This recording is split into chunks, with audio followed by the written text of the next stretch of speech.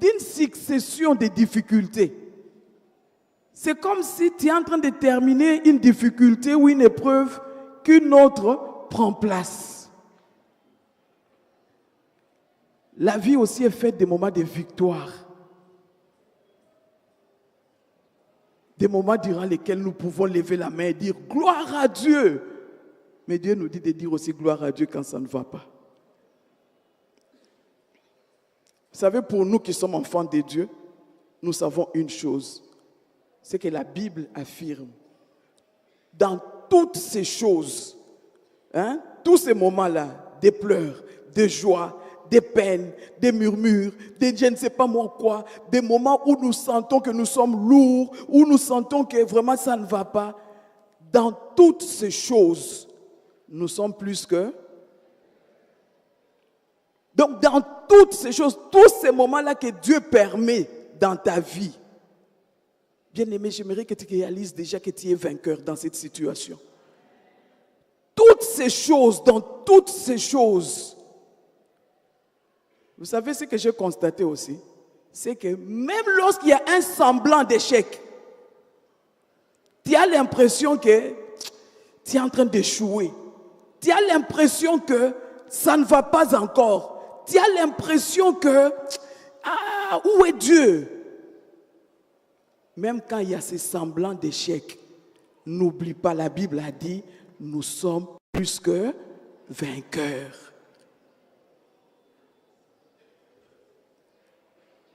Ce matin, j'aimerais nous proposer un texte dans 2 Rois chapitre 3.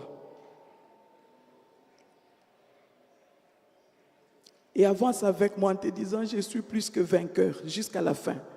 Mets-toi ça en tête, tu es plus que vainqueur. Nous sommes dans 2 Rois chapitre 3. Normalement, c'est tous les chapitres qui m'intéressent, mais faute de temps, je serai obligé de faire une lecture en kangourou. 2 Rois chapitre 3, je vais commencer ma lecture au verset 4.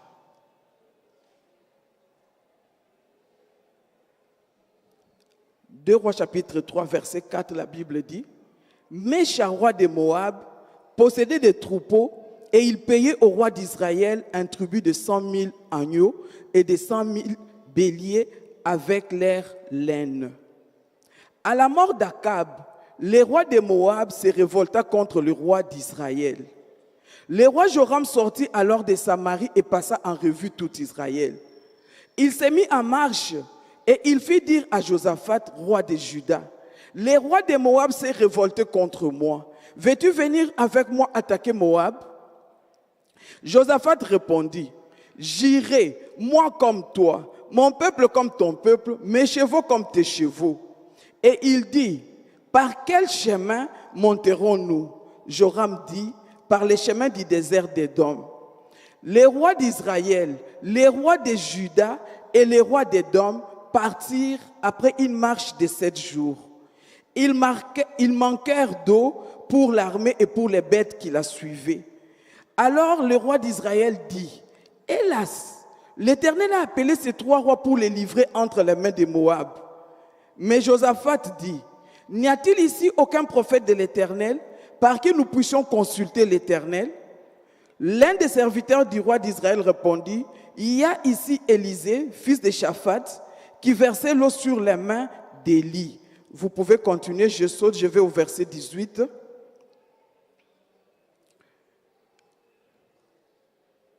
Et là maintenant c'est Élisée qui a parlé, il a fait la prophétie et il dit, « Mais cela est peu de choses aux yeux de l'Éternel. Il livrera Moab entre vos mains. » C'était leur souci. « Vous frapperez toutes les villes fortes et toutes les villes d'élite. Vous abattrez tous les bons arbres, vous boucherez toutes les sources d'eau et vous ruinerez avec des pierres tous les meilleurs champs. » Je saute, je vais à 21. Cependant, tous les Moabites, ayant appris que les rois montaient pour les attaquer, on convoqua tous ceux en âge de porter les armes et même au-dessus, et ils s'éteignirent sur la frontière. Ils s'élevèrent de bon matin, et quand le soleil brilla sur les eaux, les Moabites virent en face d'eux les eaux rouges comme du sang. Ils dirent, « sédissant. Les rois ont tiré l'épée entre eux, ils se sont frappés les uns les autres. Maintenant, Moabites au pillage. Et ils marchèrent contre les camps d'Israël, mais Israël s'éleva et frappa Moab, qui prit la fuite devant eux. Ils pénétrèrent dans les pays et frappèrent Moab. Vous pouvez aussi continuer la lecture. Nous sommes plus que vainqueurs, nous qui appartenons à Jésus. Et ce matin, j'aimerais revenir sur notre thème de l'année. Avance encore. Malgré les difficultés, malgré les problèmes que tu rencontres, malgré les situations difficiles, malgré les questions qui montent dans ton cœur, malgré les semblants d'échec, j'aimerais te dire encore une fois ce matin, parce que tu es plus que vainqueur, fais quoi? Avance encore. Ne t'arrête pas. Et si tu as l'impression que tu es en train de t'arrêter, j'aimerais ce matin te donner un coup de pouce. J'aimerais ce matin te booster pour que tu puisses faire quoi? Avancer encore. Que rien ne nous arrête. Et l'histoire de Joram, frères, sœurs, j'ai tiré 4 petites leçons que j'aimerais partager avec nous. Une longue histoire, une histoire intéressante, une histoire qui nous enseigne. Ma première leçon que j'ai constatée, c'est de récupérer ce qui nous appartient. Récupérer ce qui nous appartient.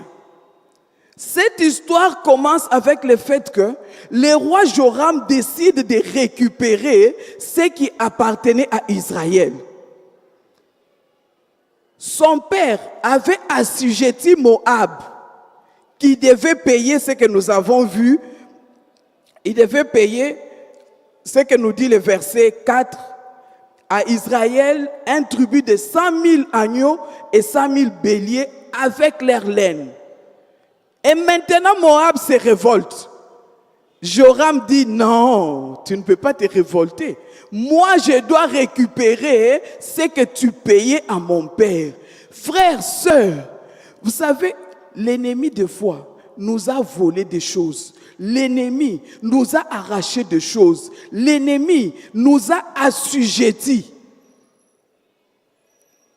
Peut-être que tu ne payes pas 100 000, je ne sais pas moi, talents de je ne sais pas moi quoi. Peut-être que tu ne payes pas ça, mais tu payes d'une autre façon. Pendant que tout le monde dort, toi tu ne peux pas dormir parce que l'ennemi t'a volé ton sommeil. Et Dieu a fait la nuit pour dormir afin que nous puissions nous reposer pour être forts pour le lendemain. Alors que tout le monde gagne l'argent à la sueur de leur front et vivent de cet argent-là, même si ce n'est pas beaucoup, mais la gestion, l'organisation et la personne bénéficie, toi tu gagnes beaucoup, mais à la fin du mois tu fais ton constat, je n'ai pratiquement rien fait avec l'argent. Bien aimé, l'ennemi nous vole de plusieurs façons. Et nous sommes appelés, frères, sœurs, à récupérer ce qui nous appartient. Essaye de considérer dans ta famille. Essaye de voir dans tes enfants. Vous savez, Dieu nous a donné à tous les mêmes potentialités. C'est à chacun de savoir comment exploiter. Et tous, le monde aussi nous a donné aussi la possibilité de les exploiter de la même façon. Par exemple, envoyer les enfants aux études. C'est donné normalement à tout le monde. Mais comment toi tu n'arrives pas? L'enfant commence et ne termine pas. Pourquoi? Décide de récupérer ce qui t'appartient. Même si ce n'est pas beaucoup, mais à partir du moment où ça m'appartient, donc j'ai besoin de la chose. Joram prend une décision et dit non, ça appartenait à mon père, c'était déjà fait, c'est comme ça que c'était déjà arrêté. Pourquoi il se révolte aujourd'hui? Je vais aller récupérer. J'ai essayé de considérer un peu dans la Bible. J'ai trouvé que dans Genèse 14, lorsqu'on a amené Lot en captivité avec tous les groupes qui étaient avec lui, Abraham n'a pas croisé les bras. Il n'a pas dit, bon, il peut aller, ça fait rien. Il peut souffrir, c'est pour un petit temps. De toute façon, la mort nous attend. Non, Abraham n'a pas réfléchi comme ça. Genèse 14, 14, la Bible dit, Abraham s'est levé et il a poursuivi. Il est allé en guerre à cause de son neveu et de tous les groupes qui étaient avec lui. Et j'essaie de reconsidérer encore ma Bible. Alors que David était dans le pays des Philistins et qu'il devrait aller se battre contre les Israélites. Les Philistins, certains ont dit, les princes ont dit, non, non, David ne peut pas venir avec nous. Pendant qu'ils étaient en train de faire tous ces débats, la Bible dit, les Amalécites ont fait incursion. Là où était David, Siglag, et les Amalécites ont fait quoi? Ils ont brûlé la ville, ils ont amené captif toute la population qui était là. Lorsque David est revenu,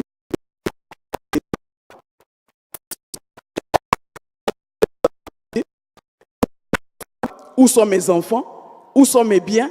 J'ai tout perdu à cause de toi. David a dit, je ne croiserai pas mes bras, je veux partir. Vous savez, dans notre société qui nous a particulièrement, il y a une mauvaise politique que nous avons. C'est la politique de dire, parce que nous refusons les efforts, nous aimons la facilité.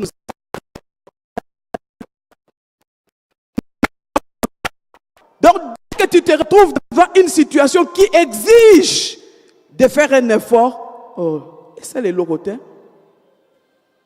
D'ailleurs, la voiture la roule quand même, non? Et ça les locaux. Mais et ça les locaux, bien aimé dans les Seigneurs, demain, après-demain, la situation va t'arrêter. J'aime, dans Jérémie, Dieu parlant, Jérémie dit, tu vas arracher. C'est-à-dire, tu ne vas pas aller pour dire, je viens prendre. Non, tu fais quoi? Tu arraches. Arracher, ça demande quoi? L'effort. Tu ne peux pas dire, oh, l'ennemi t'a volé, je ne sais pas moi quoi. Mais toi, tu es là en train de dire, remets, non. Je te dis de remettre, non. Remets. Va remettre quel jour? Lui qui est en train de vouloir ta souffrance, va remettre quel jour? Quand la Bible dans Jean 10, 10 dit quoi? Il est venu pour faire quoi? Pour tout simplement voler, dérober. Donc prendre ce que Dieu t'a déjà donné, ce que Dieu a déjà permis que Jésus accomplisse pour toi. Prendre ta vie pour que toi, tu puisses continuer à marcher dans la souffrance. Non, ce matin je vais te dire, malgré les semblants d'échec, avance encore. Avance encore. Bien-aimés dans les Seigneurs, nous sommes appelés à récupérer ce qui est à nous. Mais vous savez quoi? Pour bien récupérer, il faut connaître ce qu'on doit récupérer. Ouais. Il y a des fois des gens qui commencent à souhaiter la mort de quelqu'un d'autre pour que cet homme puisse l'épouser. Non, tu ne récupères pas ce qui est à toi en ce moment-là. Demande à Dieu, qu'est-ce qui est à toi si tu n'arrives pas à retrouver? Moi, je me dis ceci, ça c'est ma réflexion. Je me dis ceci. À tous, par exemple, Dieu a donné l'intelligence, vrai ou faux? Tous, nous sommes appelés à développer cette intelligence.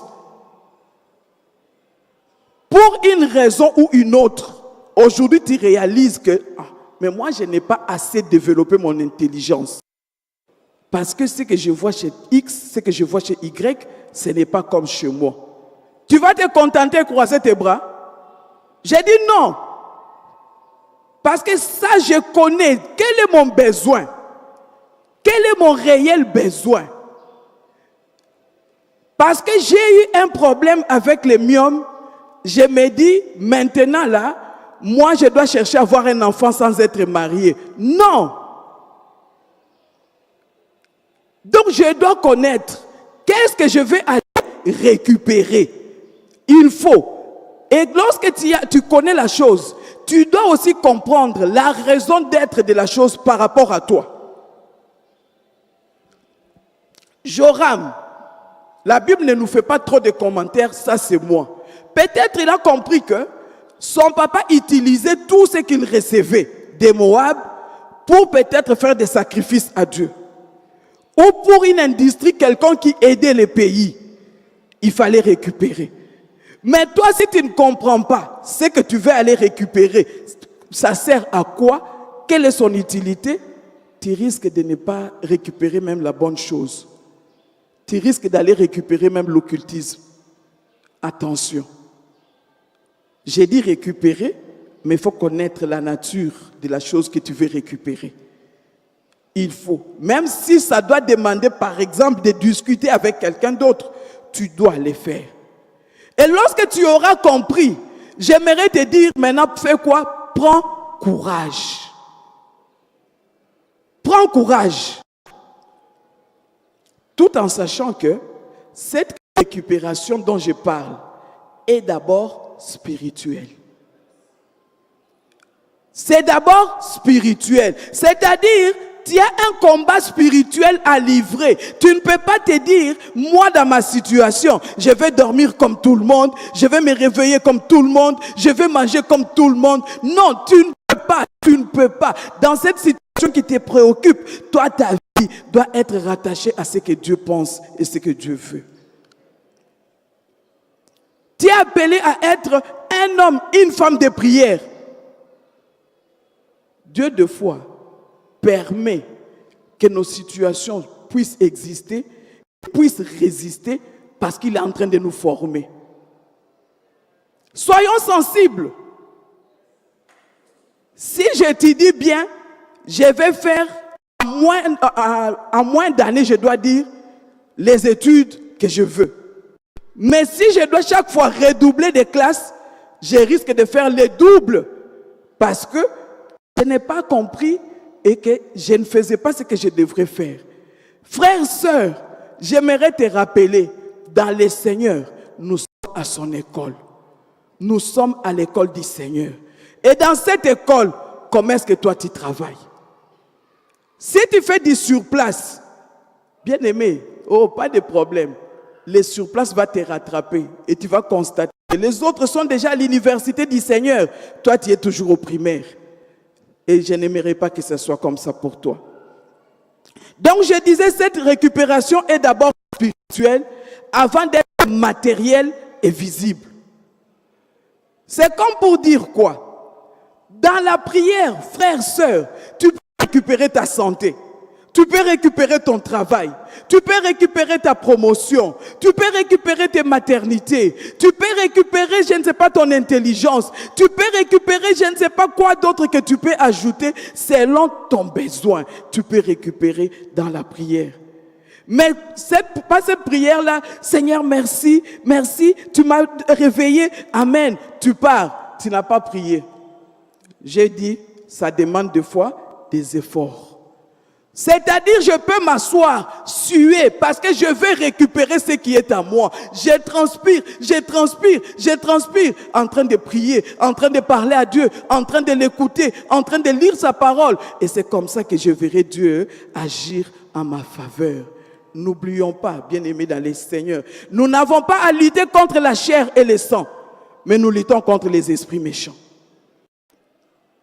Ce qui veut dire, cet homme-là, cette femme-là, ces sorciers-là de la famille, tu ne luttes pas avec lui. Ce sont les esprits qui agissent dans ces gens-là avec lesquels tu es en train de lutter. Mais est-ce que tu le vois? Tu ne vois pas ces esprits? Donc, ta lutte est d'abord spirituelle. La deuxième leçon que j'ai trouvée, c'est de faire une bonne association.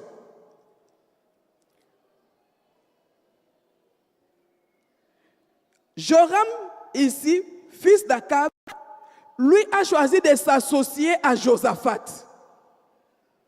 Et je me suis dit, savoir choisir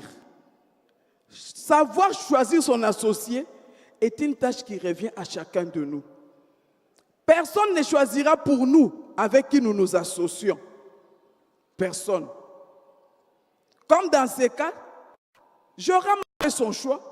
Il a fait appel à Josaphat. Viens m'aider, nous allons partir ensemble. Mais je me suis proposé plutôt 4 sortes d'associations que j'aimerais aussi partager avec vous rapidement. La toute première association que nous avons, c'est l'association familiale. Vous savez, bien aimés, nous naissons dans une famille, n'est-ce pas, qui nous est imposée. Qui avait choisi la famille où il est né?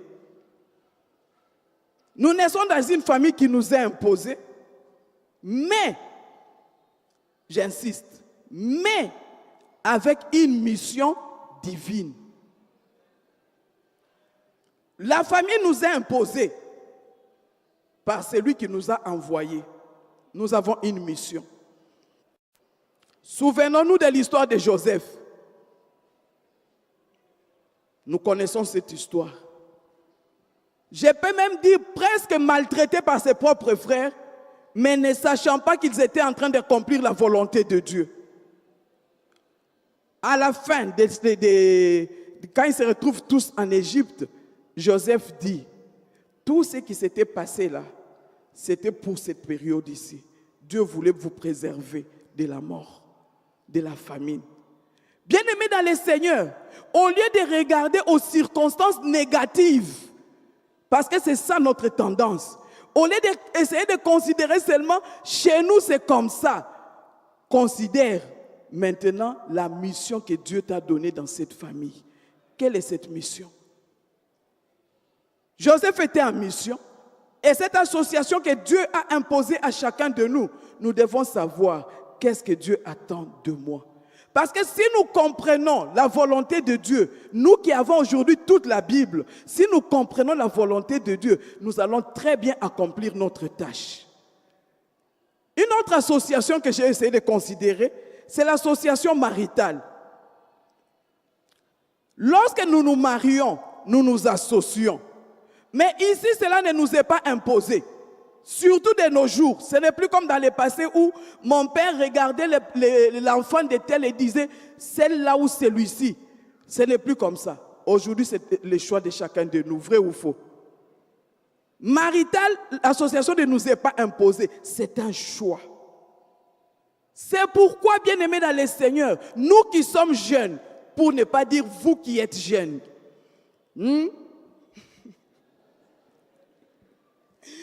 c'est pourquoi, bien-aimés dans le Seigneur, j'aimerais nous dire ceci. Nous devons faire notre choix en tenant compte des conseils bibliques. Qu'est-ce que la Bible me recommande? Tu vas aller là-bas, tu prends un païen, tu viens avec lui dans l'église, et il fait des tours dans l'église, nous disons il est converti. Nous vous marions demain, qui va subir les conséquences?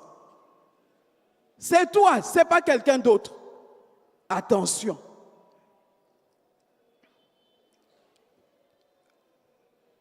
Josaphat, à qui ils ont fait appel. Si vous lisez 2 Chroniques 18 à partir du verset 1, vous allez voir, Josaphat s'était marié dans la famille d'Akab. Il était de Juda, mais il est parti se marier dans la famille d'Akab en Israël.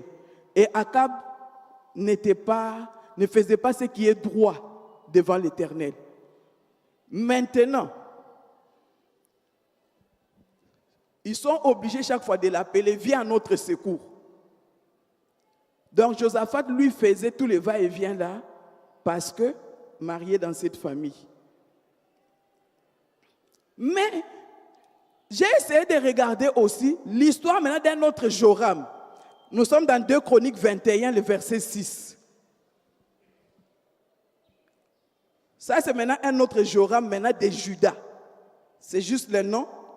Mais remarquez avec moi, au verset 6, il est dit, il fit ce qui est mal devant l'Éternel. Pourquoi? Parce qu'il était marié aussi dans la famille d'Akab. Bien-aimé, je vais nous dire, lorsque tu vas aller pour épouser quelqu'un, lorsque tu vas vouloir te marier, attention aux conseils bibliques.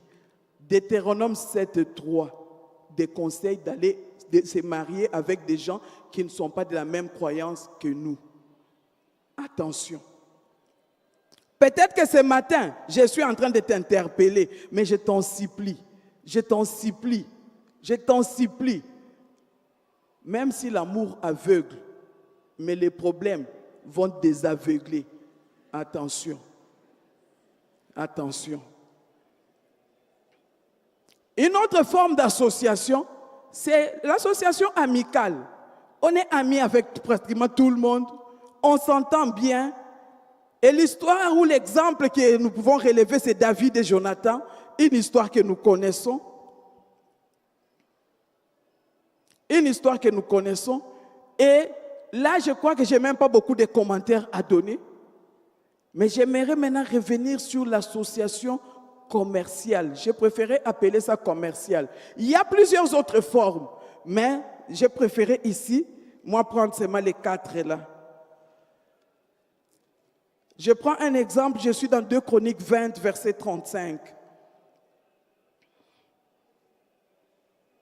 C'est l'histoire de Josaphat. Il vient de faire des exploits contre la multitude. Et la Bible dit au verset 35, 2 Chroniques 20, 35, la Bible dit, après cela, Josaphat, roi de Juda, s'associa avec les rois d'Israël, Akazia, dont la conduite était impie. Il s'associa avec lui pour construire des navires destinés à aller à Tarsis, et ils firent les navires à Ezion-Geber. Alors Eliezer, fils de Dodova, de Marécha, prophétisa contre Josaphat et dit, parce que tu t'es associé avec Akazia, l'Éternel détruit ton œuvre. Nous voulons que tous nous puissions prospérer. Nous désirons que tous nous puissions prospérer. Parce que je crois que si à la bannière tous nous prospérons, les frères Jean-Luc ne se donnera plus beaucoup de peine pour commencer à dire parce que nous aurons prospéré, nous aurons suffisamment d'argent à donner et Dieu va nous faire du bien. Mais attention, comment est-ce que nous prospérons? Quelle sorte d'association nous faisons pour prospérer?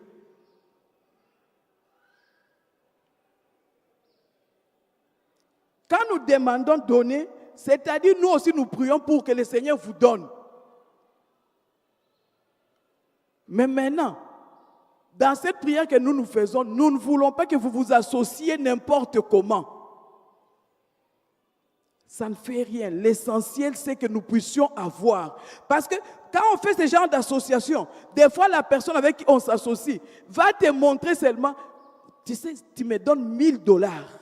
Dans 30 jours, moi, je vais te ramener $10 000. Et quand toi, tu entends, je donne 1000, on me ramène 10 000, le cœur fait quoi? Il va bondir rapidement. Et si tu as les 1000, tu fais quoi? Tu donnes. Attention. Attention. Le temps nous manque d'entrer dans les détails.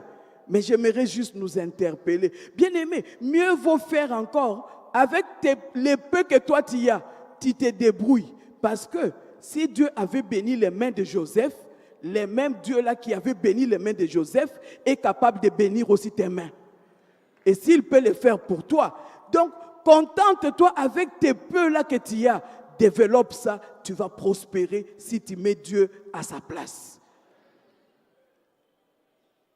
Vous savez, une fois, je devais voyager il y a longtemps. Il me fallait trouver le visa de l'Afrique du Sud. Et on m'a raconté n'importe quoi, comme d'habitude. Maman, on va faire, on va dire, on va compliquer, tu dois payer, tu dois faire. Ah, Seigneur, je dois partir. Qu'est-ce que je vais faire? Qu'est-ce que je veux faire? J'ai pris. Quand j'ai pris, je ne vais pas vous dire Dieu m'a parlé. Pas que Dieu m'a parlé. Mais je me suis levé, sorti de cette prière-là. Je me suis dit, le monde entier appartient à mon Père. Je me suis sorti de là avec ça comme conviction. Le monde entier appartient à mon Père. Si le monde entier appartient à mon Père et que mon Père me veut en Afrique du Sud dans telle période, qui va me refuser l'accès? Personne. J'ai prié. Je suis parti. Je suis arrivé. J'ai fait ma demande. On ne m'a pas demandé la caution. On ne m'a rien dit. Tout a été fait. Je suis parti. J'ai récupéré mon visa.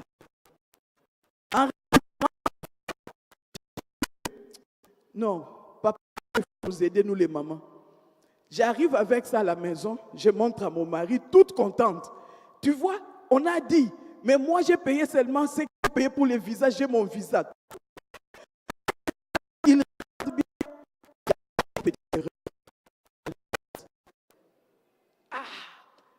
fatigué. Je me dis, tu dois encore recommencer. Quelqu'un me dit, non, ne te dérange pas. Donne-moi, je vais faire pour toi. Je regarde la personne, je dis non, je dois rentrer moi-même. Je connais ces gens-là bien. J'ai même un niveau avec moi. Ok? Il appelle. Il appelle. Il explique. La personne répond. Oui, notre visa, patati patata, il raconte aussi des tas de choses. Donc, j'ai dit à mon père. Ces gens-là sont au service aussi de mon père. Moi, j'arrive avec la même histoire. J'explique aux filles qui travaillaient là, je leur explique. Oh, madame, c'est ce qui s'était passé. Excuse-nous, donne les documents. J'ai tout donné. On ne m'a pas demandé de payer un seul franc. J'ai tout donné. Reviens demain pour récupérer. Récupérer. C'était en ordre. Bien aimé dans les Seigneurs, pourquoi je parle pas et dire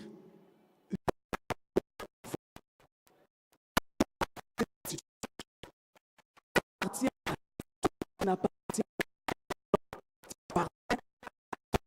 Pourquoi tu t'associes à qui? Parce que toi, ce que Dieu veut faire avec toi, ce n'est pas nécessairement ce que Dieu veut faire avec X qui est païen. Et Dieu ne va pas vouloir que X de ce que Dieu est en train de faire. Dieu a besoin que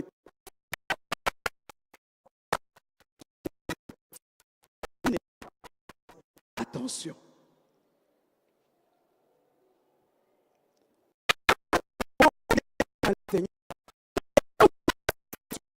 Aussi, nous sommes donc, plutôt, nous sommes appelés à avoir la considération qui va au-delà de l'intérêt personnel. Parce que si je fais les affaires, je vais gagner, n'est-ce pas? Mais c'est pour la gloire de qui? Moi, dans ma vie, dans ma marche en tant qu'enfant de Dieu, c'est d'abord Dieu. Ce que je fais là, est-ce que c'est pour la gloire de Dieu? La troisième petite leçon que j'aimerais nous proposer rapidement, c'est veiller à notre réaction devant l'épreuve. Veiller à notre réaction. J'aimerais nous dire, vous savez, devant l'épreuve, pourquoi? Parce que c'est notre comportement qui déterminera maintenant ou qui déterminera. Si pendant l'épreuve, tu te mets à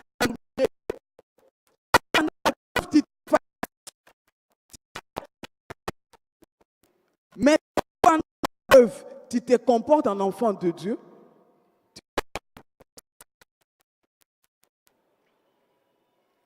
l'histoire que nous avons lue dans 2 3.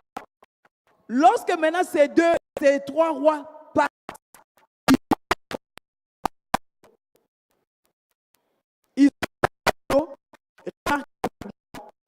Joram dit, et c'est lui qui était la cause de leur départ, il dit, mais Dieu nous a appelé ces 3 rois pour les livrer entre les mains des rois ou encore pour leur mort. Il y a des négatifs. Donc même quand on parle, même quand on fait des choses, même si toi tu as déjà vu, c'est très beau. Lui il est en train de voir ici, il y a mais tu as déjà vu comment Dieu est en train de vous faire sauter les grands trous. Bien, les Seigneurs, nous marchons avec qui? Abraham lui voit seulement et dit, ah, il y a des filles. Parce que maintenant nous sommes soirés, ils vont tomber sur nous. J'ai essayé de réfléchir à la veuve de Sarepta aussi dans 1 Roi chapitre 17, verset 12. Il dit, quand j'ai préparé ce que j'ai, elle dit plutôt, quand j'ai préparé ce que j'ai là, mon enfant et moi nous allons manger, après quoi ça sera la mort. Je ne sais pas comment toi tu réfléchis. Est-ce que nous pouvons sortir de ce qui est négatif? Parce que si Dieu veut que tu puisses mourir, il ne va même pas te demander, il peut te prendre quand il veut, comme il veut. Sortons du négatif. Même lorsqu'on voit qu'il y a un danger, si Dieu t'a déjà parlé, ne regarde même pas les dangers, ne regarde pas aux circonstances. Josaphat, alors que que c'est fini, c'est la mort. Josaphat lui dit, n'y a-t-il pas ici un prophète de l'Éternel?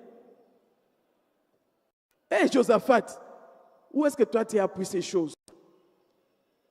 Frère, sœur, au lieu de commencer à courir à gauche, à droite, au lieu de nous agiter devant l'épreuve, bien-aimés, cherchons l'Éternel. Cherchons l'Éternel. Parce qu'il est celui qui a dit, cherchez, vous ferez quoi? Vous trouverez. Cherchons l'Éternel. Dieu ne nous a jamais appelés pour notre salut. Il nous appelle pour nous faire du bien. Vous savez, lorsque je prends Jean chapitre 9, l'histoire de cet aveugle né, les gens se sont demandé, est-ce que c'est à cause de lui-même ou à cause de ses parents qu'il est né aveugle? Dieu a dit, pour ma gloire. C'est pour que la gloire de Dieu éclate. Dieu permet des situations pour que sa gloire éclate. Nous essayons de considérer en entier l'histoire que nous avons lue, que devant cette épreuve, la gloire a éclaté. Tout ce qu'il veut de nous, c'est que nous puissions lui faire confiance. J'essaie d'imaginer, il y a des épreuves. Bien aimé, des fois, toi, tu trouves que ta situation est difficile. Mais imagine-toi un peu. La mer rouge. Devant, il y a la mer. C'est-à-dire dans la largeur, là où toi tu y es. Mais tu ne vois pas où ça se termine. C'est tellement grand. Derrière toi, il y a toute une armée. Tu vas dire que toi, ta difficulté est plus grande que celle-là. Tu as l'eau.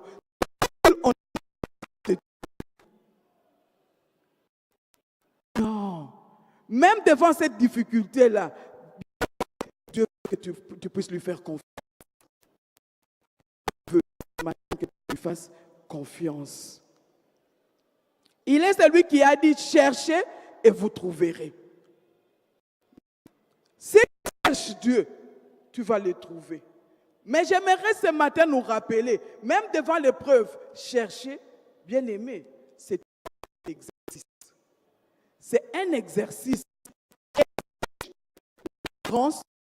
La persévérance, la discipline, l'attention, encore la concentration. Pour chercher seulement. Ça va te demander, bien aimé, de l'endurance, de la persévérance, la discipline, l'attention ou la concentration. Si tu cherches sans concentration, tu vas le trouver. J'ai prié, oui, mais comment est-ce que tu as prié? Ce sont des questions qui reviennent. Remarquez avec moi dans l'histoire que nous avons eu à lire, l'histoire de Joram. Les prophètes ont cherché à décourager Joram. Ce n'était que pour je ne serais même pas venu. Je suis venu à Josaphat et chercher Dieu. Mais je ne dis pas que tu viennes pour ou pour moi, tu es déjà venu. Puisque tu es déjà venu, qu'est-ce que Dieu dit? Bien-aimé dans le Seigneur, il y a des moments où il faut vraiment se surpasser. Joram a besoin de savoir.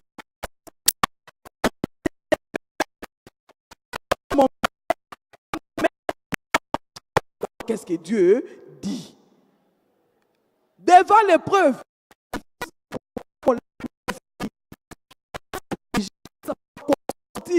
de l'habitude pour pouvoir exprimer Dieu. Veillez sa réponse. Nous avons lu. Dieu a dit, vous allez battre les Moabites.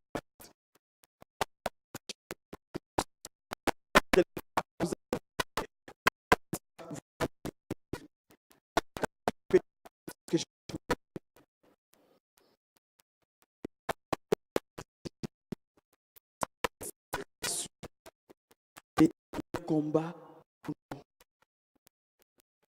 c'est rassurer que l'Éternel combat pour nous. Joram a insisté. Qu'est-ce que Dieu dit? On lui donne la réponse. Et quand on lui a donné la réponse, jusque-là, il y a encore le combat devant nous. On n'a pas d'eau. Mais Joram ne savait pas que c'était la stratégie de Dieu pour combattre pour eux. Il ne savait pas. Bien-aimé, je vais te dire, dans cette situation-là, dans cette situation pour laquelle tu ne peux pas la stratégie pour voir Dieu t'appartient. Et voilà maintenant, l'eau a coulé. Ils ont creusé là, on leur a dit, l'eau a coulé, ils ont eu de l'eau pour boire. Mais le même matin, les Moabites se sont réveillés et ils ont du sang. Au lieu de voir de l'eau, ils ont du sang. Vous voyez, ils se croyaient forts. Mais maintenant, ils se sont entretués entre eux. Moabite fait quoi? Pour aller piller. Mais ils ne savaient pas que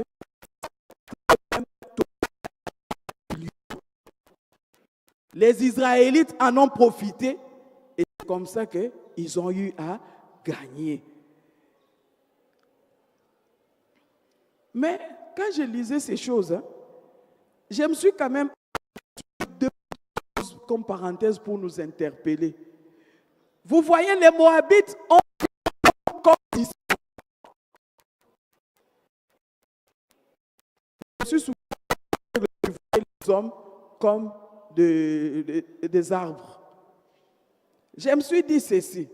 Bien-aimés, nous devons apprendre dans nos prières à demander à Dieu de nous aider à voir clair dans nos combats.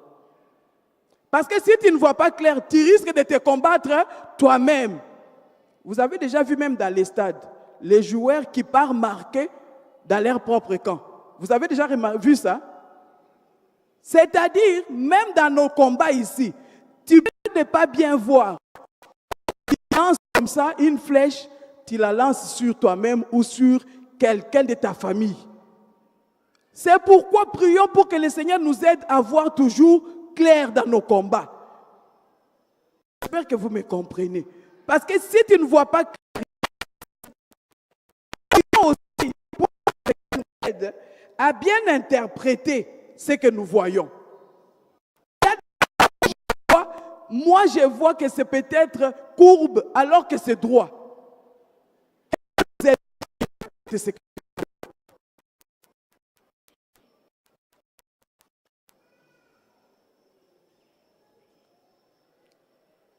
La Bible nous dit dans Exode 14, 14. L'Éternel combattra pour vous. Donc, dans tous nos combats, dans toutes nos situations difficiles, bien nous dire que l'Éternel n'est pas indifférent. Il n'est pas j'ai trouvé très éloquent l'exemple de Jésus.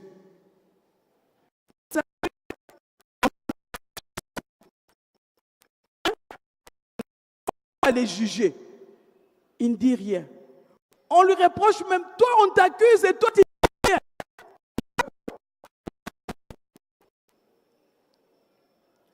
Qu'est-ce qu'il y a dans son cœur? J'ai répondu. On fait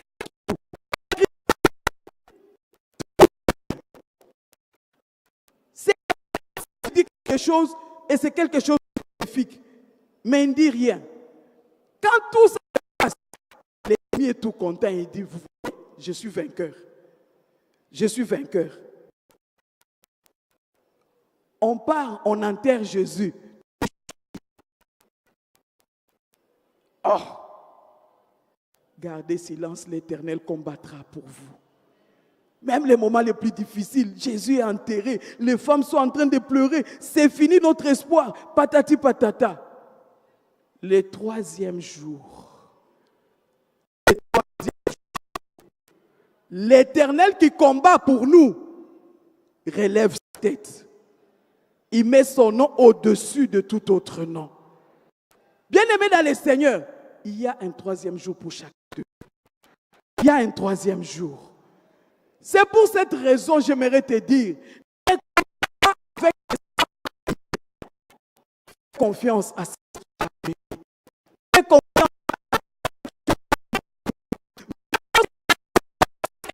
possible, lorsque la situation est pourrie, lorsque la situation, vraiment tu trouves, tu dis non, je suis la personne comme ça, au lieu de te décourager, au lieu de baisser la tête, continue à lui faire confiance, parce qu'il est le combat pour nous. Rédempteur.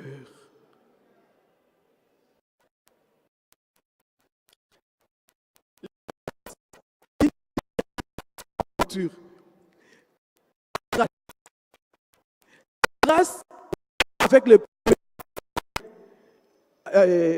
en provenance de Babylone en Israël. En Juda, ils arrivent, ils commencent la reconstruction du temple.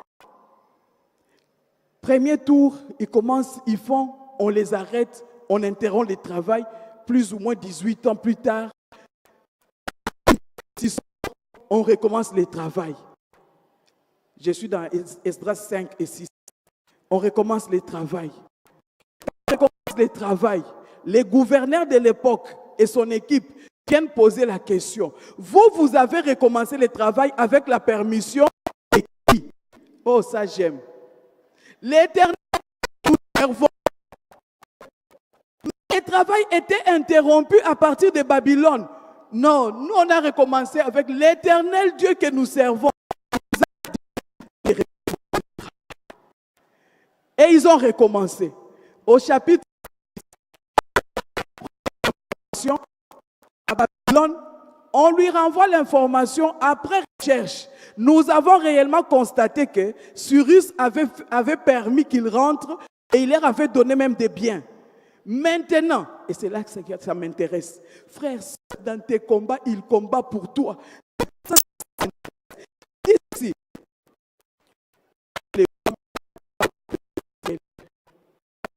au gouverneur, mais c'est pour les tribus, l'impôt là que vous prélevez pour les rois là-bas, l'impôt là que vous prélevez pour les rois, donnez au peuple d'Israël pour les services de leur Dieu. Offrez-leur tous les nécessaires pour qu'ils ne manquent de rien dans la maison de leur Dieu. Qu'ils ne manquent de rien. Frère, je suis en train de te dire quelque chose. Que le peuple là, un roi païen. Ceux qui interrompent le travail sont confondus. Le travail doit continuer. Et le travail continue avec l'argent et les biens qui proviennent d'où? Des trésors royaux. Si Dieu peut combattre pour nous jusqu'à ce point-là, à combien plus forte raison peut-il combattre pour toi? Ce matin, j'aimerais que tu puisses lui faire confiance. Ce matin, j'aimerais que tu puisses lui faire confiance. Et je conclue en disant ceci. Joram s'est décidé de récupérer à Juda. Et il a appelé au partir ensemble. Maintenant, cette épreuve du manque de bonne décision, cherchons Dieu. L'Éternel Dieu a combattu. C'est Dieu qui a combattu pour eux et capable de combattre pour toi aussi aujourd'hui. Nous allons baisser nos têtes et nous allons prier.